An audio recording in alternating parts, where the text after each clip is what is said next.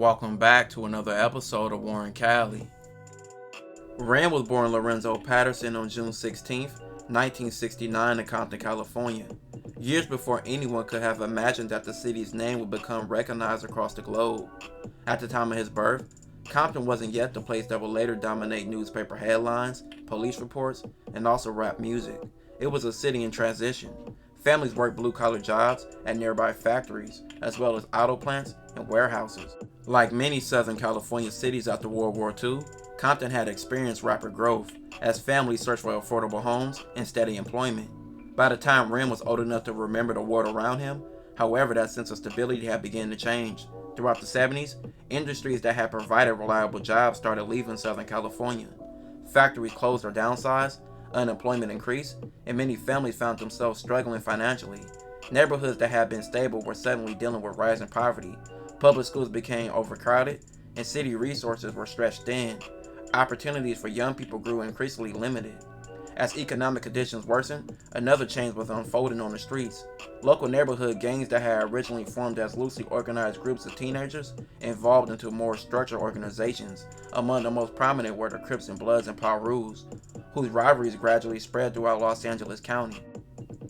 Entire neighborhoods began identifying with sets, and for many young boys growing up in the hood, gang affiliation became less about seeking excitement and more about survival. Ren grew up near Kelly Park, but as the culture rose, the park also became associated with the Kelly Park Compton Crips. Unlike many kids growing up around him, Ren's home offered more stability than people often assume. His father worked hard and later operated a barbershop, providing a legal source of income for his family. His parents emphasized discipline and expected their kids to respect authority inside the home, but even the strongest household could not completely shield a teenager from what waited outside. Every day, Ren saw older boys making money on the street, wearing nice clothes, driving nice cars, and earning respect. For a younger teenager surrounded by limited opportunities, those images were powerful. Friends from his neighborhood introduced him to the street life when he was young. Like many teenagers during that era, he gravitated toward people he grew up around.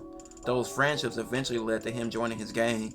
Ren has openly acknowledged that he became involved in hustling as a teenager, because that was an environment surrounding him.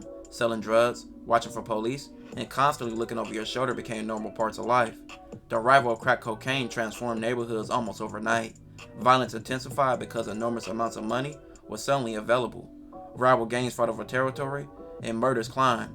Families were torn apart by the addiction, and children watched people they'd known their entire lives being consumed by the drugs. Police responded with increasingly aggressive tactics, conducting raids and flooded neighborhoods with police. For teenagers like Ren, the city often felt like it was a trap in a constant cycle of violence, arrests, funerals, and retaliation. Yet despite everything happening around him, Ren possessed another side that many people outside his circle never saw. He loved writing. Long before he became known as one of the rap's coldest lyricists, he spent years putting words together. Ren didn't have a personality that most people would put with rappers. Many of his friends described him as naturally quiet and observant, and those observation skills would later become one of his greatest strengths as a writer. His lyrics reflected things he had genuinely witnessed, rather than stories being borrowed from someone else. Around the Kelly Park neighborhood was another young man, whose life followed a similar path. His name was Eric Wright. He was later known as Eazy-E. Eric was older than Ren, and already developed a reputation throughout the neighborhood. Like many young men during that era, he became involved in hustling, but Eric also possessed something different, an entrepreneurial mindset. While many people spent money as quickly as they got it, Eric constantly looked for opportunities to build something larger. The two young men knew each other long before they either imagined becoming famous. They shared roots in Kelly Park. Ren wrote because it gave him an outlet the streets couldn't. As the early 80s progressed, hip-hop itself was evolving rapidly. Artists from New York had laid the foundation, but LA County was beginning to develop its own voice. Unlike the polished sounds dominating the radio, LA scene reflected the realities of life on the West Coast. It was raw and direct. By the mid-80s, Ren was standing at a crossroad in life. As a young man, the streets was the path that most took, a life that could provide quick money, but almost always ended the same way: prison, violence, or death. What he did know was that one of his oldest friends was preparing to make a gamble that would alter the course of rap forever. Eazy has spent many years making money in the streets. Unlike many hustlers, he wasn't satisfied with simply earning cash. He paid attention to business. He watched how independent record labels operated and saw local artists trying to break into the music industry. He realized there was money to be made behind the scenes. While others were buying expensive jewelry and cars, he invested much of his money into something that almost nobody believed would succeed, a record company. That company later became Ruthless Records. At first, Ruthless wasn't a powerhouse it would later become. It was a small independent operation built on determination more than resources. Recording equipment was basic, studio time was limited, and everyone involved had to wear multiple hats. Some people wrote songs, others found artists, and everyone pitched in however they could. Eazy for years had watched his younger homie Ren write lyrics non-stop. He developed a reputation around his neighborhood. Eazy invited him to the growing Ruthless record camp. For Ren, it simply wasn't an opportunity to rap, it was an escape route. It didn't take long for everybody to realize he had talent. He wasn't just writing for himself though, he could write for other artists as well, and that ability immediately made him viable. For many people, Eazy had charisma unlike almost anyone else. His voice was distinctive, and his personality was magnetic. But Eazy openly admitted he wasn't a writer. He needed great writers like Ren. While the public would eventually hear Eazy delivering unforgettable verses, many of those lyrics originated from Ren's notebook, alongside other writers. He helped shape the personality that made Eazy-E one of the rap's biggest stars. Rather than feeling overshadowed, Ren understood something many young artists didn't. If the music succeeded, everyone around would benefit. But key figures were more than just Eazy and Ren. You had Dr. Dre, Ice Cube, and DJ Yella, and they would form the N.W.A. Studio sessions became creative battles. Cube would finish a verse, and Ren wanted his verse to be better. Ren finished writing, and Cube rewrote his own. Everyone pushed each other. Dr. Dre demanded perfection from every recording. If a verse wasn't right, artists recorded it again. If a beat sounded slightly off, production continued until sunrise. The atmosphere wasn't comfortable. It was competitive, and nobody wanted to be the weakest person in the room. But Ren, he thrived under that pressure. He was still incredibly young. While many young teenagers were worrying about hanging out, he would spend the nights inside a recording studio. But he was helping create records that would soon reshape hip-hop. Despite his growing role, he remained one of the quietest people in the building. Eazy handled most interviews. Dre obsessed over production, and Cube often spoke his mind without hesitation. Ren preferred letting his lyrics speak. The group wasn't trying to make music that pleased executives. They wanted to make records that sounded like where they were from. One of the earliest projects that introduced the group was a compilation album called N.W.A and the Posse. It wasn't an overnight commercial success, but it gave listeners a glimpse of what was coming. Instead of making party music, Dr. Dre encouraged everyone to talk about the realities surrounding them: police harassment, gang violence, and drug dealing. Subjects that major record labels considered too dangerous. Suddenly, that became the foundation of N.W.A.'s identity. But what that built was the group and foundation of what will come. One of the biggest early opportunities came during the creation of Eazy Does It, Eazy-E's debut solo album. Although Eazy's personality became the face of the project, much of the writing came from the talented young lyricists surrounding him, including Ice Cube and Ren. Yo, and MC Ren, what's up, Ren? Kicking it, man. Yo, these are the two guys here who write most of the lyrics for N.W.A. So I want to just talk to you guys about where some of the ideas come from that you guys deal with. Well, the ideas that we get on the records is stuff that happened on the streets where we grew up at, stuff that we saw every day while we was growing up, and we just kind of put it down in the wax and let everybody know out there across the states, across, the United States, what's going on in Compton, California, or Los Angeles or whatever. So we want everybody, when we put out the record, to feel what's going on. The album's success proved that Ruthless Records wasn't just another local label trying to survive. It had become a serious force. Their next tape, straight out of Compton, would explode across America. The album would transform the young man from Los Angeles County into international stars. It would change hip-hop forever. It would make Compton one of the most recognized city names in the world. And for Ren, it would be the beginning of a career that placed him at the center of one of the most important movements in music history. Although Ice Cube wrote much of the album's material, MC Ren's contributions were big and often overlooked. Inside Ruthless Records, everyone knew Ren wasn't simply another rapper taking turns on songs. He was one of the group's strongest lyricists, constantly refining verses and contributing ideas and helping shape the sound of the project. The controversy about the group became so intense that the group received a warning letter from the FBI, expressing concern about songs' messages. The letter was highly unusual and instantly became national news. Rather than hurting album sales, it fueled even more interest. Suddenly, N.W.A. wasn't just a rap group, they had become a symbol of national debate, of free speech, policing, and censorship. Do you think you're treated harshly?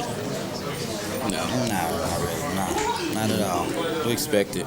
Because in a way, you do bring it on yourself purely just by the sort of stuff that you're doing, really. Because if we weren't making the records we're making, you guys wouldn't be here. Do you feel you've been given a hard time then? No, it's cool. Sells records. I know you didn't really answer very fully back then, and you probably can't now, but you are actually being put under quite a lot of pressure from the FBI, aren't you, over this business? Over the song, the F the Police song. No, but what about the setting up of the record company? Nah, they're not even worried about that because they couldn't prove nothing like that. But haven't they brought this new law in recently, which means that it is a bit dodgy if they don't know how you've actually built up a sort of mini empire, they could actually take it away from you? No, they can't. Because we sell records, and if you sell a lot of records, then you could get a lot of money. As 1988 turned into 1989, N.W.A sat at the top of the rap world. Straight Outta Compton continued selling despite almost no support from mainstream radio. The group had become the face of the West Coast, and every major record label suddenly wanted its own version of N.W.A. Their influence stretched far beyond California. Young artists across the country began adapting harder production and more direct lyrics, and willingness to talk about life in neighborhoods that had long been ignored by the music industry. From the outside, everything looked perfect. Inside Ruthless Records, tensions were growing. Success had brought money, but it also brought questions about contracts, publishing, and songwriting credits, and also royalties. The business side of the music industry was something none of the young members had experience with. Most of them had grown up in neighborhoods where recording contracts was foreign, as well as corporate boardrooms. They trusted the people around them to handle the business while they focused on making the music. One of those people was Jerry Heller. He had decades of experience in the music industry before he partnered with Eazy to help run Ruthless Records. To Eazy, Heller was someone who understood contracts, as well as negotiations in the music industry. To others, especially Ice Cube, Heller represented the business decisions that left artists feeling underpaid. Cube had begun asking detailed questions about royalty statements, songwriting payments, and publishing splits. He believed that people creating the music deserved a larger share of the profits. According to Cube, the financial arrangements weren't fair, and Jerry Heller and Ruthless Records strongly disagreed with many of Cube's claims, and the disagreement quickly turned into a standoff. Ren watched from close range of everything going on. Unlike Cube, Ren wasn't vocal about the business matters. That didn't mean he wasn't paying attention. He understood there were disagreements, but he also remained loyal to the people who had given him his first opportunity, being Eazy. Eazy had brought him into Ruthless when he was a teenager, and he was just writing rhymes in his notebook. That loyalty meant something to Ren. As negotiations broke down, Cube made one of the biggest decisions of his career. He left N.W.A. Without Cube, many argued there would be no more classic albums. The lyrics would suffer, and the group would slowly disappear. Those predictions spread throughout the industry. Inside Ruthless, however, there was one person who wasn't intimidated, and that was Ren. He had been writing at an elite level all along. Now he simply had a larger responsibility. Dre later acknowledged that Ren stepped up in a major way after Cube's departure. Songs would need to be written, albums would still need to be completed. Tours still had to continue, and if N.W.A wanted to prove the critics wrong, somebody had to fill the enormous creative gap left by Cube, and Ren accepted the challenge. Ren spent long nights writing verse after verse, and was determined to prove the group still had one of the best lyricists in hip-hop. But conflict between Cube and his former group escalated. Diss records then soon followed. The remaining members of N.W.A made their songs, and so did Ice Cube. Ren played a major role in those responses. His verses on songs reflected his frustration with Cube's departure. Rather than staying silent, Ren defended Ruthless Records and Eazy, while questioning Cube's versions of events. The songs represented more than musical disagreements. It reflected genuine disappointment between former friends, whose relationships had deteriorated because of money and business. And for Ren, the issue wasn't simply contracts, it was loyalty. You guys have a serious problem going on with Ice Cube. Now, personally, Ice Cube. Nah, no problem. Okay. He's doing his own thing, I'm reading now, okay? Nah, you read, that's all bullshit. Okay, that's what I wanted to hear. That's the thing I wanted to hear. See, because I seen y'all from way back. I remember you, brother. I remember you, too. Going back to the K-Day days. I remember you was on this album cover. Yeah, let's not talk about it. The feud between hardcore Los Angeles rappers N.W.A and their one-time member Ice Cube began when Ice Cube left the group in 1989, claiming N.W.A owed him money. These guys rap about Uzis and talk some serious trash. This war of words has been particularly vicious. It's time for us to put their head on the chopping blocks, take a swing with the axe. Well, all I got to say for the brother is, it ain't over. Changed since Ice Cube left. Bettered. Yeah, it got better. For real. It's way better. Because there ain't no ego trips in the group. Anyway. Never make peace with each other? No peace. MC Ren from N.W.A, you back with me on Out West, you know what I'm saying? That fool Ice Cube put a diss on this record, yo. Hey, but why don't y'all tell them what we think about Ice Cube? You know what I'm saying? That's what time it is, you know what I'm saying? And that fool mind is playing tricks on him on Out West, check it out. N.W.A kept pushing without Ice Cube, and months later when that album was finally completed, it shocked many listeners. They still had it. The album was tight at niggas for life. For Ren, it became the defining performance of his career. Many fans argue that this album contains the best rapping of his entire life. In the days, go on your TV, back when my King T was the coolest, when 1580 still had the Mac attack. It was just a handful busting from the west. I was like the pinky, now the stinky. The great elephant is what they call me round the way, cause I be all day. King of the jungle, listen to my roar. I be wrecking, keeping hoochies on the floor. They be getting hot, but I don't give a damn. I be caressing the mic when I hit jams, making it moan and groan till I'm through, cause I'm gonna make it real funky for you. The walking black giant with the desert eagle, but how many can I fit in the regal? By late 1991, the atmosphere surrounding N.W.A had completely changed. Only a few years earlier, the group had been nearly unstoppable. They had shocked America with Straight Outta Compton, then they survived Ice Cube's departure, then released another successful album.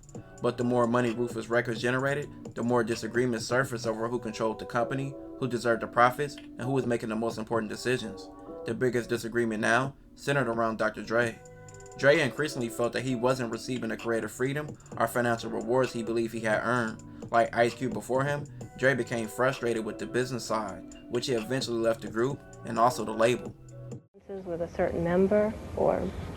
Yeah, if you're not getting treated right in the place, you're not going to stay there.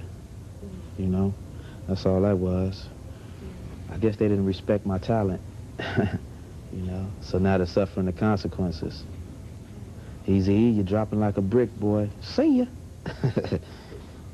So, I mean, now, on the album, you talk about Eazy, you talk about Jerry Heller. First of all, I want to start off with those studio gangsters out there. No, wait. What's a I just want to define it for Middle America, a studio gangster.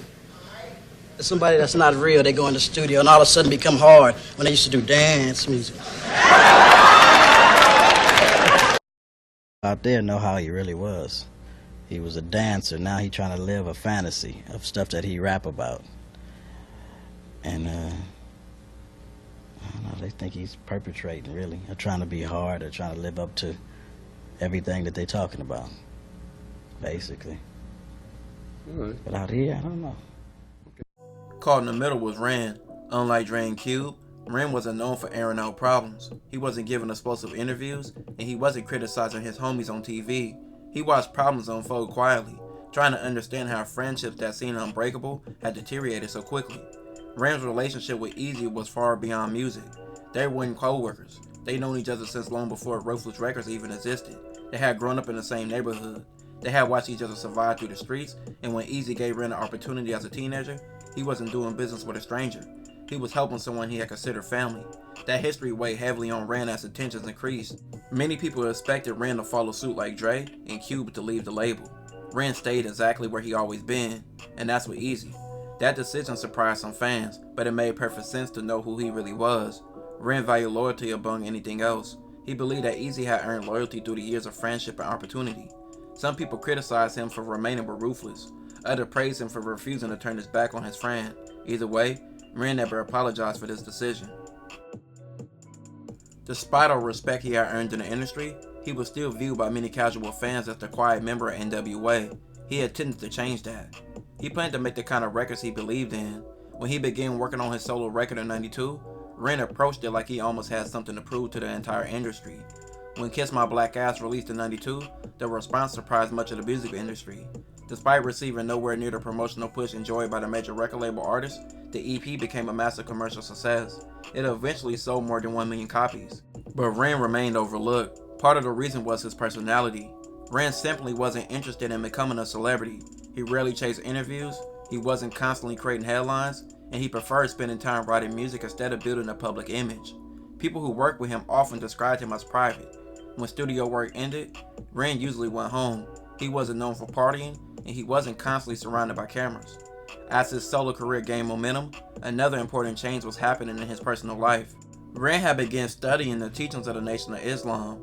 Like several other influential rappers during the late 80s and the early 90s, he became interested in messages about black empowerment, discipline, self-respect, and community responsibility. Those ideas gradually found their way into his lyrics. Some longtime fans noticed the shift immediately. Ren wanted to explore different ideas in his music, including government power, media influence, history, race, religion, and personal responsibility. When the album Shock of the Hour arrived in '93, it received a mixed reaction. Hardcore hip-hop fans appreciated the lyrical depth and willingness to explore serious subject matters, and some casual listeners, however, preferred the old N.W.A. style. While Dr. Dre, Ice Cube, and Eazy-E kept their original sound, Ren completely changed, and while his other ex-group members did shows, movies, and commercials, and interviews, he still chose to stay out the public eye, making it hard to promote himself and his music. As '94 arrived, Ren had lost his longtime friend and DJ Train, who passed away. Train had been more than a collaborator. He had traveled with Ren and performed beside him and shared many of the highs and lows of his career. The loss hit Ren hard. People close to him noticed he became even more private afterwards. Unfortunately, more tragedy would strike. In early '95, rumors began circulating that Eazy-E had been hospitalized. Many assumed it would be nothing, and very few expected what they was going to hear. Eazy had been diagnosed with AIDS. Only a few days after announcing this, he died on March 26 of '95 at only 30 years old. The loss devastated Ren. After Eazy's death, Ruthless Records entered an uncertain future. The label had lost its founder, its leader, and its driving force. Many artists questioned what would happen next. Some left, others stayed. Ren chose to remain loyal once again. He believed honoring Eazy-E's legacy meant continuing to support the company they had built together. But he also understood something had changed forever. Without Eazy, Ruthless Records would never be the same. It could never truly exist again, and without his oldest friend beside him, Ren entered the most uncertain chapter of his career. In '96, he released his first album since Eazy's death called Villain in Black, followed by Ruthless for Life, which was his last album on the label. Throughout the mid to late '90s, another misconception began spreading amongst rap fans. People started saying MC Ren had disappeared. The remaining years of the '90s, Ren remained the quiet one. He continued making music and staying close to his roots and never chasing celebrity status. While others remained constantly appearing in movies, TV, interviews, and magazine covers, Ren remained focused on recording and living a private life. By the early 2000s, more than a decade had passed since N.W.A. had truly functioned as a group. During those years, each surviving member had traveled a very different path, but over the years, the group hung out and even collaborated on songs like Chin Check and Hello, a song featuring Dr. Dre, Ren, and Ice Cube. Ren even appeared on the Open Smoke tour with Dre and Ice Cube and other rappers like Eminem and Snoop Dogg in 2000. He also appeared in some more music with Dr. Dre. In 2004, Ren released a straight-to-DVD film called Lost in the Game. The movie was produced, written, and directed by Ren. He also made a record label, but he wouldn't release another album until 2009. But after that point, he didn't drop much music over the next decade, with some stated he retired. In 2015, Ren and the remaining N.W.A. members will again come together and be in the middle of the release of the autobiography Straight Outta Compton movie, which was released in 2015. The movie was a success. In 2015, he stated how he had been working on the EP and released multiple singles. In 2016, he was inducted to the Rock and Roll Hall of Fame as an N.W.A. member. Ren in 2022 dropped more music, and in 2024, he received a Lifetime Grammy Achievement Award as a member of N.W.A. Ren is now 57, married, and a father of 5. Music was his career, but he never let the industry change him or who he was. But at the end of the day, he made history. This will conclude this episode. If you haven't already, check out my previous episodes. Don't forget to like, hype, comment, and subscribe.